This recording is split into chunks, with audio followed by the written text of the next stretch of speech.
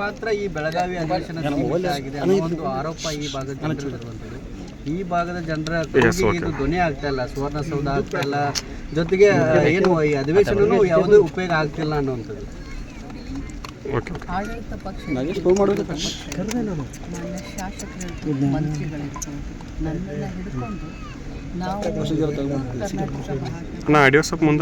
ಆಗಲಿ ಬೆಳವಣಿಗೆ ಆಗಲಿ ಅಭಿವೃದ್ಧಿ ಆಗಲಿ ಅಂತ ನಾವು ವಿಚಾರವನ್ನು ಮಾಡುವಂಥ ಎಲ್ಲರಿಗೂ ಜವಾಬ್ದಾರಿ ಇದೆ. ಎಲ್ಲರಿಗೂ ಒಂದು ಮಾತನ್ನು ಹೇಳಲಿಕ್ಕೆ ಬಯಸ್ತೇನೆ. ಈ ಒಂದು ಭಾಗದ ಒಬ್ಬ ಶಾಸಕಿಯಾಗಿ ನಮ್ಮ ಭಾಗ ಭಾಳಷ್ಟು ನಮಗೂ ಕೂಡ ಅದರ ಅರಿವಿದೆ. ಸಾಕಷ್ಟು ನೀರಾವರಿ ಯೋಜನೆಗಳಿವೆ, ಸಾಕಷ್ಟು ಸರ್ಕಾರಿ ಅನುದಾನ ಇನ್ನೂ ನಮ್ಮ ಈ ಭಾಗಕ್ಕೆ ಬರಬೇಕು. ಸೊ ಅದಕ್ಕೋಸ್ಕರ ನಿಮ್ಮ ರಾಜಕಾರಣ ಪಕ್ಕಕ್ಕೆ ಇಟ್ಕೊಂಡು ನನ್ನನ್ನು ಹಿಡ್ಕೊಂಡು ಮಾತಾಡ್ತಾರೆ. ರಾಜಕಾರಣವನ್ನು ಪಕ್ಕಕ್ಕೆ ಇಟ್ಕೊಂಡು ಈ ಭಾಗದ ಕಿತ್ತೂರು ಕರ್ನಾಟಕದ ಅಭಿವೃದ್ಧಿಯ ಪರವಾದಂಥ ಚಿಂತನೆಯನ್ನು ಬರುವಂಥ 10 ದಿನ ದಯಮಾಡಿ ಎಲ್ಲರೂ ಮಾಡಿ ಅಂತ ನನ್ನ ಮನವಿ. ಈಗ ಉತ್ತರ ಕರ್ನಾಟಕಕ್ಕೆ ಪ್ರತ್ಯೇಕ ಬಜೆಟ್ ಮಂಡಿಸಬೇಕು ಅಂತೇಳಿ ಧ್ವನಿ ಎತ್ತಬೇಕು ಅಂತೇಳಿ ತಮ್ಮೆಲ್ಲರ ಮೇಲೆ ಒತ್ತಾಯ ಮಾಡ್ತಾ ಇದ್ದಾರೆ ಹೋರಾಟಗಾರರು. ಆಗಲಿಲ್ಲ ಅಂದರೆ ಉತ್ತರ ಕರ್ನಾಟಕ ಪ್ರತ್ಯೇಕ ರಾಜ್ಯವನ್ನು ಕೇರಿ ಅನ್ನುವಂಥದ್ದು ಇದೆ. ನೋಡಿ, ಅಖಂಡ ಕರ್ನಾಟಕದ ಚಿಂತನೆಯನ್ನು ನಾನು ದಕ್ಷಿಣ ಕರ್ನಾಟಕ ಪ್ರಶ್ನೆ ಬರೋದಿಲ್ಲ.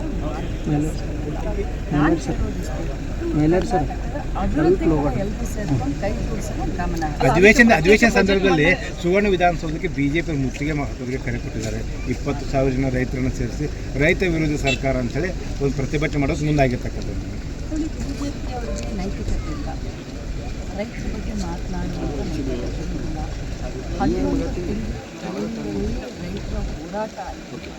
120 ಜನ ತೀರ್ಕೊಂಡು ಅವರ ಹೋಮ್ ಮಿನಿಸ್ಟರ್ ಮಗನೇ, ಆ ಪಕ್ಷದ ಹೋಮ್ ಮಿನಿಸ್ಟರ್ ಮಗನೇ ರೈತರ ಮೇಲೆ ಗಾಡಿಯನ್ನು ಹಾಕಿಸ್ಕೊಂಡು ಹೋಗೋದು, ರೈತರು ಸತ್ತಿದ್ದು, ರೈತರ ಹೋರಾಟವನ್ನು ಹತ್ತಿಕ್ಕಲು ಎಲ್ಲ ಕಸರತ್ತನ್ನು ಮಾಡಿದ್ರು. ಅದನ್ನು ಮಾಧ್ಯಮದವ್ರು ನೀವೇ ಸಹೋದರಗಳು ನಮಗೆ ತೋರಿಸಿದ್ದೀರಾ. ಬಿ ಜೆ ಪಿಗೆ ಯಾವ ನೈತಿಕತೆ ಇದೆ? ಗೋಲಿಬಾರವನ್ನು ಹಾವೇರಿಯಲ್ಲಿ ಮಾಡಿಸಿದಂಥ ಬಿ ಜೆ ಪಿ ಮಹದಾಯಿ ಯೋಜನೆ ಆಗಿದೆ ಅಂತ ಹೇಳಿ ಎಲೆಕ್ಷನ್ಗಿಂತ ಮುಂಚೆ ಹುಬ್ಬಳ್ಳಿ ಧಾರವಾಡದಲ್ಲಿ ಪೇಡೆಯನ್ನು ಹಂಚಿದಂಥ ಬಿ ಜೆ ಪಿ ಇವತ್ತು ಮೊಸಳೆ ಕಣ್ಣೀರನ್ನು ಸುರಿಸಿ ರೈತರು ಪರವಾಗಿದ್ದೀವಿ ಅಂತ ಹೇಳಿದ್ರೆ ದಯಮಾಡಿ ರೈತರು ಕೂಡ ಇವತ್ತು ಅರ್ಥ ಮಾಡ್ಕೊಳ್ಬೇಕು. ಯಾರು ನಿಮ್ಮ ಪರವಾಗಿದ್ದಾರೆ, ಯಾರು ನಿಮ್ಮ ಪರವಾಗಿ ಕಾಳಜಿಯನ್ನು ತೆಗೆದುಕೊಳ್ತಾರೆ. ವಿದ್ಯುತ್ ಶಕ್ತಿ ಕೊಟ್ಟಂಥವ್ರು ಯಾರು, ಕಟ್ಟೆಯಾಗಿ ವಿದ್ಯುತ್ ಶಕ್ತಿಯನ್ನು ಕೊಟ್ಟಂಥವ್ರು ಯಾರು, ಜೈ ಜವಾನ್ ಜೈ ಕಿಸಾನ್ ಅಂತ ಹೇಳಿದಂಥವ್ರು ಯಾರು. ರೈತರ ಬಗ್ಗೆ ಪ್ರಾಮಾಣಿಕವಾಗಿ ನಮಗೆ ಆಸಕ್ತಿ ಇದೆ, ಅವರ ಒಳಿತನ್ನು ಬಯಸುವಂಥದ್ದು. ರೈತರ ಬಗ್ಗೆ ರಾಜಕಾರಣ ಮಾಡೋದನ್ನು ಸಲ್ಲ ಅಂತ ಹೇಳಿ ಬೆಳಗಾವಿ ಜಿಲ್ಲೆ ವಿಭಜನೆ ಆಗ್ಬೇಕಂತ ಹೇಳಿ ಭಾಳ ದಿನದಿಂದ ಒತ್ತಾಯ ಇದೆ. ಮುಖ್ಯಮಂತ್ರಿಗಳು ಇಲ್ಲಿ ಲೋಕಲ್ ಶಾಸಕರ ಜೊತೆ ಮಾತಾಡ್ತೀವಿ, ನಿಮ್ಮ ಜೊತೆ ಮಾತಾಡ್ತೀವಿ ಅಂತ ಹೇಳಿ ಮಾತಾಡಿದ್ದಾರೆ. ಮೊನ್ನೆ ನಾವು ಮಂಗಳೂರಿಗೆ ಹೋಗ್ಬೋದು ಸಂದರ್ಭದಲ್ಲಿ ನಾನು ಸತೀಶ್ ಜಾರಕಿಹೊಳಿ ಅವರು ನನ್ನ ಮುಖ್ಯಮಂತ್ರಿಗಳು ನಾವೆಲ್ಲ ಮಂಗಳೂರಿಗೆ ಹೋಗ್ತಿದ್ವಿ 3-4 ದಿನದಿಂದ. ಆ ಸಂದರ್ಭದಲ್ಲಿ ಕೂಡ ಚರ್ಚೆ ಬರ್ತದೆ. ಸೊ ಸ್ಥಳೀಯ ಶಾಸಕರು ಈ ಬಾರಿ ಸರ್ವೆ ಮಾತನಾಡಿ ಜಿಲ್ಲೆಯ ಅಭಿವೃದ್ಧಿ ಪರವಾಗಿ ಅಭಿವೃದ್ಧಿ ಆಗಬೇಕು ಅನ್ನೋದ್ರ ಸಲುವಾಗಿ, ಯಾಕಂತಂದರೆ ಎಲ್ಲ ಕಡೆ ರೀಚ್ ಆಗಬೇಕು ಸರ್ಕಾರದ ಯೋಜನೆ, ಅದಕ್ಕೋಸ್ಕರ ವಿಭಜನೆ ಬಗ್ಗೆ ಮಾತನಾಡ್ತೀನಿ ಅಂತ ನಾನು ಮುಖ್ಯಮಂತ್ರಿ. ಗುಡ್ ನ್ಯೂಸ್ ಸಿಗುತ್ತೆ ಮೇಡಮ್. ಗುಡ್ ನ್ಯೂಸ್ ಅಂತಲೇ ನಾನು ಹೇಳಲಿಕ್ಕೆ ಬಯಸೋದಿಲ್ಲ, ಯಾಕಂದರೆ ಕೆಲವರು ಪರ ಇರ್ತಾರೆ. ಆಡಳಿತ ದೃಷ್ಟಿಯಿಂದ ಗುಡ್ ನ್ಯೂಸ್ ಅಂತ. ವಿಭಜನೆ ಅಂತಾರೆ, ವಿಭಜನೆ ಆಗ್ತಾನೆ ಇಲ್ಲ, ಬರೀ ಭಜನೆನೇ ಆಗ್ತಾ ಇದೆ ಅಂತ ಅದನ್ನು ಆರೋಪ. ನೀವು ಒಂದು ಸ್ವಲ್ಪ ಜಾಸ್ತಿ ಭಜನೆ ನಮ್ಮ ಜೊತೆ ಮಾಡಿ ಎಲ್ಲರೂ ಸೇರಿಕೊಂಡು ಆಡಳಿತ ದೃಷ್ಟಿಯಿಂದ ಒಳ್ಳೆ ನಿರ್ಣಯ. ಉತ್ತರ ಕರ್ನಾಟಕ ಈ ಬೆಳಗಾವಿ ಉತ್ತರ ಕರ್ನಾಟಕ ಪ್ರತ್ಯೇಕ ರಾಜ್ಯ ಗಣೇಶ ಒತ್ತಾಯ ಮಾಡಿ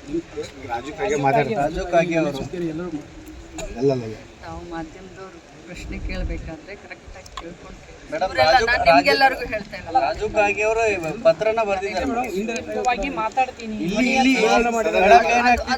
ಪ್ರಸ್ತುತ ನಾನು ಅದ್ರ ಬಗ್ಗೆ ಕಮೆಂಟ್ ಮಾಡೋದಿಲ್ಲ. ಅಖಂಡ ಕರ್ನಾಟಕದ ಪರವಾಗಿ ನಾವೆಲ್ಲರೂ ಗಟ್ಟಿಯಾಗಿ ಪ್ರತ್ಯೇಕ ಬಜೆಟ್ಗೆ ಏನಾದರೂ ಒತ್ತಾಯ ಮಾಡ್ತೀರಾ? ಅದರ ಬಗ್ಗೆ ಮೊನ್ನೆ ಹೋರಾಟಗಾರರು ಮಾನ್ಯ ಮುಖ್ಯಮಂತ್ರಿಗಳಿಗೆ ಭೇಟಿಯಾಗಿ ಪ್ರತ್ಯೇಕ ಬಜೆಟನ್ನು ಮಂಡನೆ ಮಾಡಿ ಅಂತ ಹೇಳಿದ್ದಾರೆ. ಮಾನ್ಯ ಮುಖ್ಯಮಂತ್ರಿಗಳು ಕೂಡ ನಾವು ಚರ್ಚೆ ಒಂದೊಂದು ಜಿಲ್ಲೆಯ ಎಲ್ಲರನ್ನೂ ಕರೆದು ಮಾತನಾಡುವಂಥ ಸಂದರ್ಭದಲ್ಲಿ ನಾವು ಕೂಡ ಎಲ್ಲರೂ ರಾಜು ಸೇಠ್ ಅವರು ನಾವು ಎಲ್ಲರೂ ಕೂಡ ಒತ್ತಾಯ ಮಾಡಿದಂಥ ಸಂದರ್ಭದಲ್ಲಿ ಈ ಭಾಗದಲ್ಲಿ ಏನು ಈಗ ಕ್ಯಾಬಿನೆಟ್ ಮೀಟಿಂಗ್ಗಳಾಗುತ್ತೆ, ಸೊ ಈ ಭಾಗಕ್ಕೇ ಬೇಕಾದಂಥ ಕ್ಯಾಬಿನೆಟ್ ವಿಚಾರಗಳನ್ನ ತೆಗೆದುಕೊಳ್ತದೆ, ಅದರಲ್ಲಿನ ಘೋಷಣೆ ಮಾಡಬೇಕಂತ ಮಾನ್ಯ ಮುಖ್ಯಮಂತ್ರಿ ನಮ್ಮ ಮೇಡಮ್, ರಾಜ್ಯದ ವಿವಿಧ ಇಲಾಖೆಯಲ್ಲಿ ಸುಮಾರು 7,76,000 ಹುದ್ದೆಗಳು ಖಾಲಿ ಇದ್ದಾವೆ. ಅನುಷ್ಠಾನ ಅಂದರೆ ಗ್ಯಾರಂಟಿ ಯೋಜನೆ ಅನುಷ್ಠಾನ ವಿಚಾರದಲ್ಲಿ ಇವು ಉಳಿದಿದ್ದನ್ನೆಲ್ಲವನ್ನು ಸರ್ಕಾರ ಮರ್ತಿದೆ ಅನ್ನೋ 2.5 ಲಕ್ಷ ಹುದ್ದೆಗಳು ಖಾಲಿ ಇದ್ದಾವೆ ಅಂತ ಹೇಳ್ತೀನಿ. ಸೊ 2.5 ವರ್ಷದಲ್ಲಿ 2 ಲಕ್ಷ ಹುದ್ದೆಗಳು ತುಂಬಿಕೊಳ್ಳೋಕ್ಕೆ ಸಾಧ್ಯ. ಏನೇನು ಯಾವ್ಯಾವ ಸರ್ಕಾರ ಬಂದಿತ್ತು,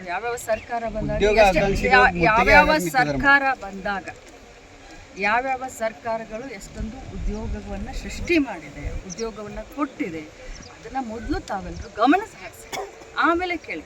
ಖಂಡಿತವಾಗ್ಲೂ ಉದ್ಯೋಗ ಕೇಳ್ತಾ ಇದ್ದಾರೆ, ದುಡಿಯುವ ಕೈಗೆ ಉದ್ಯೋಗ ಕೊಡಬೇಕಾಗಿರೋದು ಸರ್ಕಾರದ ಆದ್ಯ ಕರ್ತವ್ಯ. ಅದನ್ನು ನಾವು ಖಂಡಿತವಾಗ್ಲೂ ಮಾಡ್ತೀವಿ.